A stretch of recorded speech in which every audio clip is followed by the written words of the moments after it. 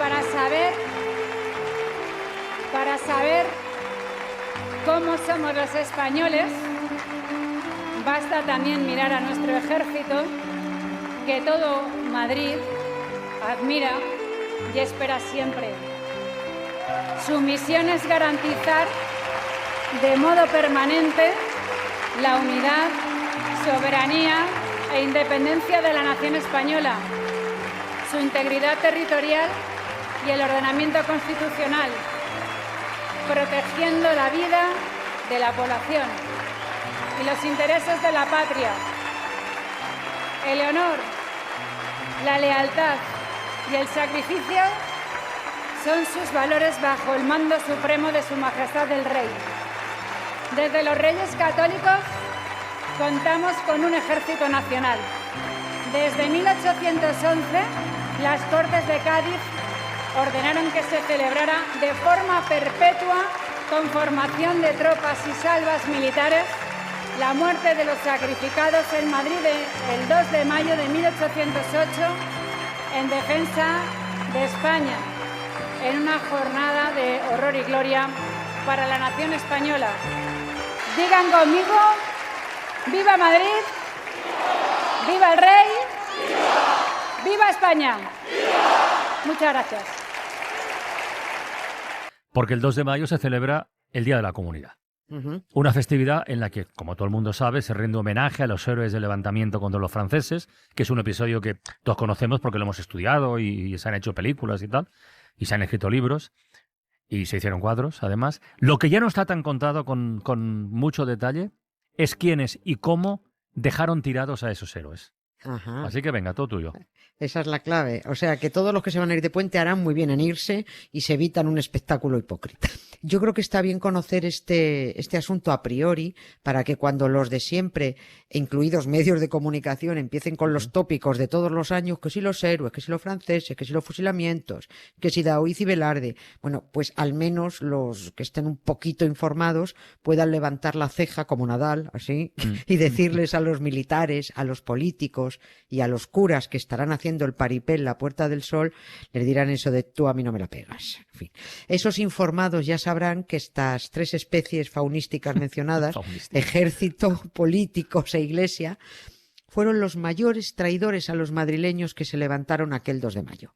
A la cabeza de toda esta fauna estaban las prendas mayores del reino, claro, los Borbones, los mayores traidores. El 2 de mayo madrileño es claro ejemplo de lo que decía Goebbels. O sea, tú repites 1000 veces una mentira y ya está, la conviertes en verdad, ¿no? Sobre todo cuando cuentas con la enorme ventaja de que el de enfrente y hasta los mismos que participan en la celebración pues desconocen de qué va la vaina, ¿no? Vamos a demostrar que lo que se hace cada 2 de mayo en la Puerta del Sol es una de las más hipócritas conmemoraciones de este país, que tiene unas cuantas, este país tiene unas cuantas, ¿no? Pero esta es especialmente gorda. Es lo que llamó Tony Martínez, que tengo apuntada esta palabra, el aplauñalamiento. Es verdad. Sí, aplauñalan y aplauñalan, que es aplaudir a los mismos que primero apuñalaron. Entonces se puede decir que lo que se celebra el 2 de mayo es una verdad a medias o una medio mentira. Tú eliges. Sí, da lo mismo. Bueno, voy a elegir como dirían Hernández y Fernández, que decían eso de, y yo aún diría más. Yo aún diría más. Sí, es una gran mentira para ocultar la parte más importante de la información, que es precisamente la que pone de relevancia la gran traición. Si Daoiz, Velarde y Ruiz, que son los tres oficiales masacrados junto con su puñado de soldados, pudieran salir de sus tumbas y ver la farsa que montan en la Puerta del Sol, los mismos que los traicionaron, estos se liaban a bayonetazos y ahí no quedaba una política, un cura ni un general vivo. Fue el ejército español el que, cumpliendo órdenes de la Junta de Gobierno, órdenes de los Borbones, se negó a prestar auxilio a los madrileños y son los que dejan tirada a la pequeña guarnición del Parque de Artillería de Monteleón, los de Daoiz, Velarde y Ruiz, ¿no? La orden en realidad la da Murat, el mandamás francés, pero es que los Borbones han dado a su vez la orden de que todo el mundo obedezca a Murat. Luego es lo mismo, ¿no? Son los Borbones al final. Bueno, pues la orden de los Borbones era que todo el ejército permaneciera acuartelado. Nada de molestar a los franceses, todo el mundo quieto. La bronca que montan los madrileños, además, estuvo perfectamente orquestada, no fue de espontánea nada, ¿no? Estuvo orquestada y además solo se levanta una parte de los vecinos, los de los bajos fondos, los más desgraciados y los más desinformados, ¿no? Por eso los franceses, 4 horas después de que empiecen los madrileños a quemar contenedores, tienen la manifestación controlada. Así es que eso fue una algarada, ¿no? Durante esa mañana del 2 de mayo, los políticos en casita, los nobles en casita, los curas en casita y el ejército acuartelado. 3.000 hombres acuartelados y los tolais de los madrileños recibiendo leña. Entonces los del cuartel de Monteleón, eso es lo que hacen, es saltarse la orden de permanecer acuartelados y sin actuar. Esto sí viola la orden. Claro, estos son los únicos que dicen, pero hombre, ¿cómo vamos a estar mano sobre mano mientras los franchutes masacran a los ciudadanos? Bueno, son ellos, los del cuartelillo de Monteleón, con sus 3 oficiales, Daoíz, Velarde y Ruiz, y su puñadito de soldados, los que desoyen la orden de permanecer acuartelados, de permanecer inactivos, pero por un sentido patriótico. Y creyendo además que el resto del ejército pues va a salir a defender a la ciudadanía y a luchar contra el invasor francés, ¿no? Pero claro, hicieron mal las cuentas, ¿no? Y todos los demás cuarteles de Madrid y alrededores no movieron un dedo. Por eso los franceses sofocan la bronca en nada y menos, ¿no? Al día siguiente se producen los fusilamientos de los detenidos, famoso cuadro, tenemos ahí a Goya, ¿no? Sí. Y el ejército continúa tomando cafelitos en los cuarteles, sin moverse. El 4 de mayo los franceses siguen fusilando y el ejército sigue con sus cafelitos en los cuarteles. Claro, si Daoíz, Velarde y Ruiz vieran en 2023 a los militares que se van a poner firmes el 2 de mayo en la Puerta del Sol con su uniforme recién sacado del tinte y ahí sus medallitas abrillantadas, poniendo coronitas de laurel con banderitas de España bajo la placa donde pone a los héroes del 2 de mayo, pues mira, no sé, yo lo más suave que los llamarían sería algo que no puedo decir. Un impertinente, un cretino, un estúpido, un rudo y un paparote. Un mequetrefe, un cansino, un cenutrio, un mendrugo, un inculto y un zote. Una ladilla, un membrillo, un burdo, palurdo y un triste ignorante. Un pitrafilla, un pardillo, un tonto del culo y un inelegante. Un cebollino, un pegote, un estorbo, un huevón, un lechuzo y un trasto.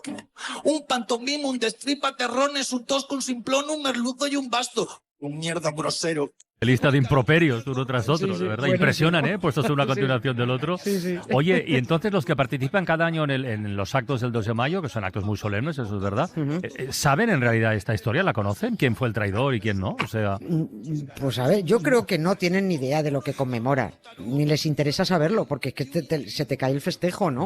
Y en vez de una celebración debería ser un acto de contrición. Esto es muy católico, un acto de contrición. Un acto en el que pidieran perdón y se arrepintieran de su traición a la patria. Pero se hacen los tontos porque lo importante es que no lo sepan los demás. Si el pueblo ignora la verdad, ellos se seguirán paseando como si fueran gente de honor, ¿no? A ver, otro tanto hicieron, estamos hablando del ejército, pero otro tanto hicieron los políticos aquel 2 de mayo de 1808. Dijeron, fusilen, señores gabachos, fusilen a los revoltosos, que aprendan a no molestar a nuestros invitados, ¿no? También ellos estarán formando parte del paripé dentro de unos días. Y, por supuesto, en un acto tan hipócrita, bueno, puede faltar los representantes de la más alta institución hipócrita, la santa y pecadora San Madre Iglesia, ¿no? Ellos no faltan, sobre todo porque quedan un pisco labis y un vino español. Ellos no faltan a eso. Pero demos datos para sustentar esta afirmación de lo que hicieron los señores con sotana.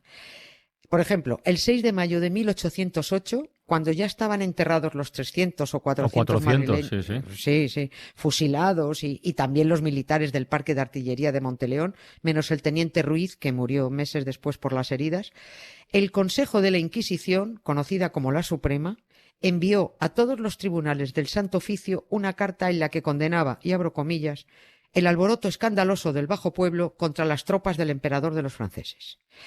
Cierro aquí comillas. Según este Consejo Supremo Inquisitorial, se hacía, vuelvo a abrir comillas, necesaria la vigilancia más activa y esmerada de todas las autoridades y cuerpos respetables de la nación para evitar que se repitan iguales excesos y mantener en todos los pueblos la tranquilidad y sosiego que exige su propio interés. Esto dicho por la Inquisición. Como decía Tip, es bonito o no bonito esto. Yo no sabía esto, ¿eh? Claro, pero es que... No, yo esta cosa de la Inquisición no la conocía. Claro. Que después del 2 de mayo lanzaron este edicto, esta proclama, vamos. Claro, la Iglesia estaba regañando a los Ya. madrileños por levantarse contra los franceses y ahora en 2023 participan del fingimiento. O sea, lo que entonces históricamente se ha intentado tapar es la parte fea del 2 de mayo, ¿no? O sea, se focaliza todo en que ese levantamiento marcó el principio de la Guerra de la Independencia, que vale, pero se oculta todo lo Claro. otro, ¿no? Claro, por eso sí, efectivamente Sí. es una medio verdad. Lo único cierto es que el levantamiento de Madrid empuja Sí. a otros levantamientos en otros sitios los días posteriores. O sea, que a la Pero Inquisición ni caso.